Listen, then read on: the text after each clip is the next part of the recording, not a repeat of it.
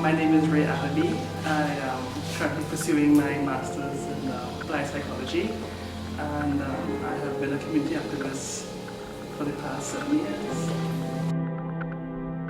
I have been a peer navigator, so what I would have done, I would have met trans persons, some of whom were sex workers. I would educate them on safe sex practices.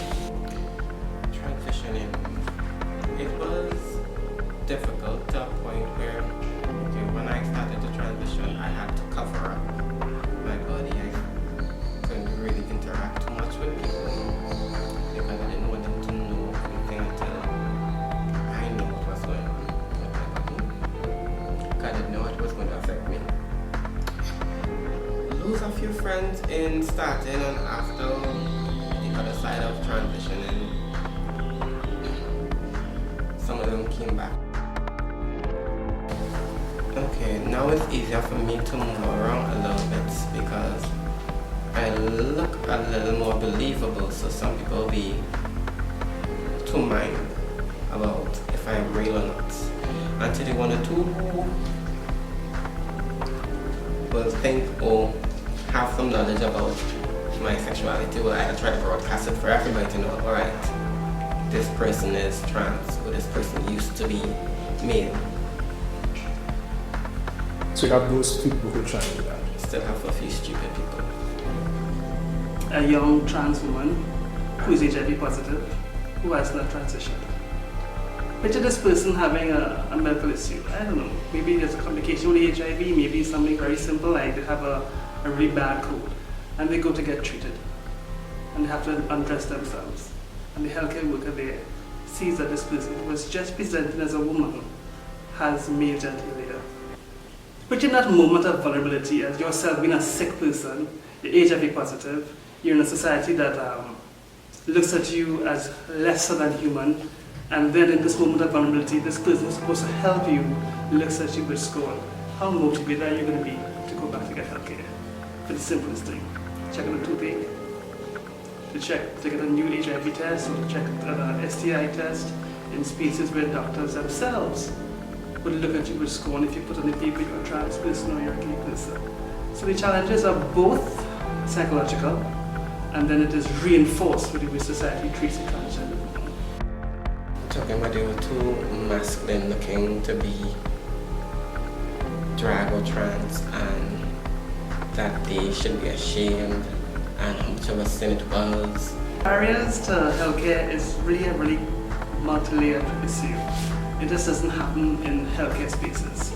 So for me, for the trans woman, the first barrier begins with the self, how they perceive themselves in relation to the society. So there's a challenge in there in that you have a right to access healthcare, that you have a right to go into a place dressed as a woman, even if you're a biological male, and get the same healthcare as a cisgender male or female. That being said, there is a threat of safety in public spaces. As a trans-identified person, how do you walk down Frederick Street or somewhere in the back of Belmont as a trans woman and feel safe that someone's going to harass you verbally or perhaps worse yet, do something to you physically? And that is in itself the first actual challenge in getting from your home to the healthcare center. You get to the healthcare center now and you meet the guy who praises you with disregard. And you already feel that you don't have a right to be in this place. You don't feel you have a right to be healthy.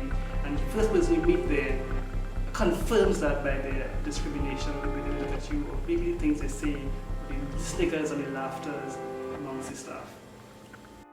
You know, people watching you, they're just judging you. They don't know you at all, but they'll judge you based on how they look at you. So it's very, I went to take an HIV test and in San Fernando, and just sitting down in the room alone, the woman asked me different questions and I told her that I was gay, and from there you could see the facial expression change. And when I told her that I have a boyfriend, it was like discriminated from them. Much better tell them that you're being trans, it would be worse than that. Since I have been in this gay lifestyle, I've never did it before, and I am age 39 and I was being gay since 11.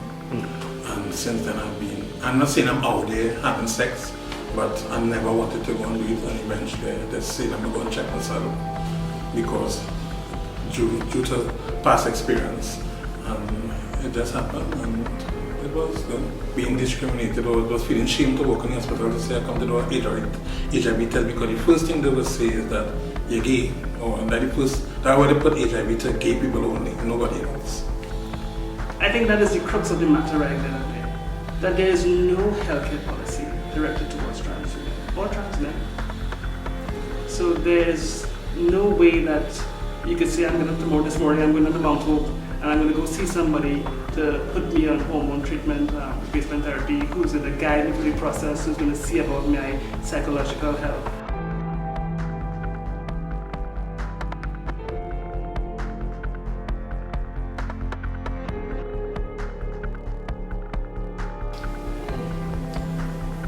We had this one incident when I were traveling with a friend of mine, but I wasn't completely dressed, but people still take me for female. And my friend was a little bit too loud, and the taxi driver waited until he got out first and then put me out after on the highway. Some policy towards trans persons and employment. Speaking as a non-gender conforming person, it really is very challenging mentally to get up and get dressed to go for an interview, knowing that you're not looking girly, you're looking trans masculine. And from my experiences with working with trans women who eventually became sex workers, they too have a lot of challenges as males, dressing as what people would perceive to be dressing up as a woman looking for a job. If they do get a job, they're put into the back, they're given the worst set of work to do, the crappiest hours. And these are people who, by far and large, are already on within the working class. They don't have much privilege of class to buffer them. And eventually, many of them are still into sex work. There is already a lot of hostility towards gay persons, and that is compounded when you're a trans person, especially if you are a trans woman. So that is 4 years ago, just standing on the street, hustling to make ends meet. You run the risk of people grabbing by and pelting you with bottles or getting robbed. And in her case, she was shot. They murdered her. And she's not the first one, she's not the only one. Lots of threats of I think the trans population, trans women, have the highest incidence of violence being meted out to them. And not being comfortable working in spaces in normal 8 to 4 jobs or 9 to 5 jobs, and being forced to work on the streets at night to the corner is an additional risk. I had this one particular time I was doing business with a police officer, and somewhere in the process, later down some weeks ago, because he was a client, they were having some kind of exercise. And while I was passing, they gathered me up with everybody else. And he asked me this question: if it is that I am trans or drag queen, that I'll go free, and if I'm female, I will be arrested. So I said, well, I'm trans, thinking I would get set free, because I was actually going to a party, and instead they threw me with everybody else and charged me for, what was the charge again? Loitering. And that would be the charge. They would charge anybody that is in drag. At a particular time, there's only locking up drag queens for loitering. I was arrested 5 or 6 times for loitering. And it's a charge you could get just simply just smoking on the road, going home, going to a party, wherever. If you're now walking down the street, police will come and harass you.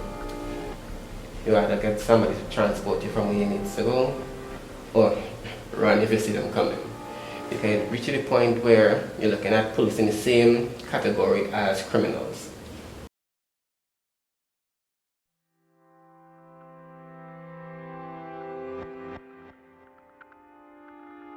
Identity is such a complex thing. If you think about it for yourself, you know yourself as Luke or maybe as Mary all your life. Then somebody tries to call you Jane or Janet, and that is not me. who you're talking to. You're not calling me, hey boy, not me, I have a name, my name is Luke. That's part of identity. We understand what it means to feel one way about oneself. There's so much more in identity than just the physical characteristics.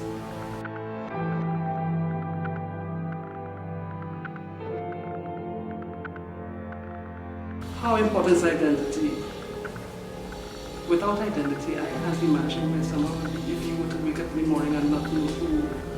If I were to wake up and not know who reality is, not be able to say reality is a student, reality is an activist.